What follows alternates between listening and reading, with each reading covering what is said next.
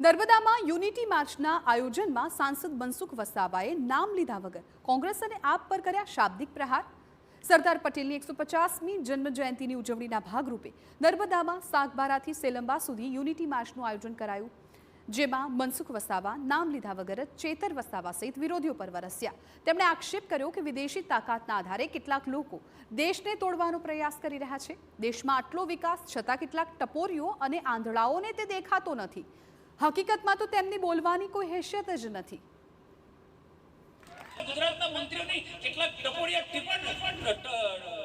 ટિપ્પણી કરે, એમને થોડું શરમ આવી જોઈએ. તમે ક્યાં રાજા ભોજ અને ક્યાં ગાંગુ તેલી, ક્યાં રાજા ભોજ અને ક્યાં ગાંગુ તેલી, તમારી કોઈ હસ્તી નથી.